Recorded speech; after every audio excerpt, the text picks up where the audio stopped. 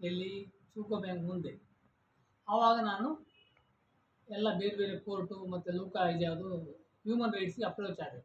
Human rights commission order ಮಾಡಿದೆ D ಸಿಗೆ ಎಲ್ಲ ಕ್ಲಿಯರ್ ಮಾಡಿ ಅಂತ. ಇವರು ಮಾಡಿಲ್ಲ, ಅರ್ಧಂಬರ್ಧ ಮಾಡಿದರು. ಮತ್ತು ಮರುಪರಿಶೀಲನೆ ಅರ್ಜಿಯನ್ನು ಸಹ ನಾನು ಲ್ಯಾಂಡ್ ಗ್ರ್ಯಾಬಿಂಗ್ ಕೋರ್ಟಿಗೆ ಹಾಕಿದ್ದೀನಿ. ಆಮೇಲೆ ಇತ್ತೀಚೆಗೆ ಸುಪ್ರೀಂ ಕೋರ್ಟ್ ಆರ್ಡರ್ನು ಬಂದಿದೆ, ಯಾರೂ ರಸ್ತೆಯನ್ನು ಅತಿಕ್ರಮಣ ಮಾಡೋಂಗಿಲ್ಲ ಅಂತ ಸುಪ್ರೀಂ ಕೋರ್ಟು 5-6 ಡೈರೆಕ್ಷನ್ನೇ ಕೊಟ್ಟಿದೆ, ಏನು ಯಾವ ರೀತಿ ನೀವು ಅದನ್ನು ಕ್ಲೀನ್ ಮಾಡಬೇಕು ಅಂತ. ಆದರೂ ಡಿ ಸಿ ಅದಕ್ಕೆ ಕೇರ್ ಮಾಡ್ತಾ ಇಲ್ಲ. ಅವರು ಯಾರು ಬೇಕೋ ಅವರು ಇನ್ನೂ ಅತಿಕ್ರಮಣ ಮಾಡ್ತಾನೆ ಇದ್ದಾರೆ. ಆಮೇಲಿಂದ ಇದಕ್ಕೆ ಕಾಣದ ಕೈಗಳು ಯಾವ ಕೆಲಸ ಮಾಡ್ತಾವೋ ನನಗೂ ತಿಳಿತಾ ಇಲ್ಲ.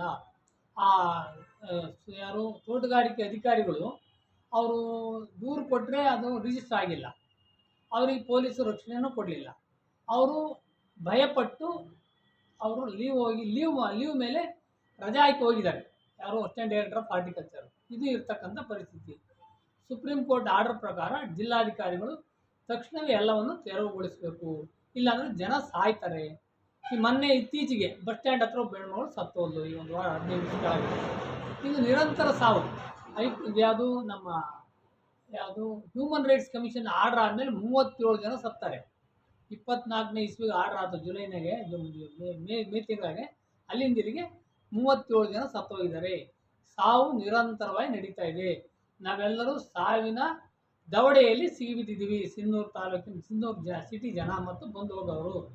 ಇದು ಇರ್ತಕ್ಕಂಥ ಪರಿಸ್ಥಿತಿ.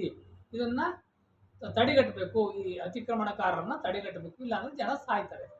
ಇದನ್ನು ನಾನು ಜಿಲ್ಲಾಧಿಕಾರಿಗಳಿಗೆ ವಿನಂತಿ ಮಾಡ್ತೀನಿ.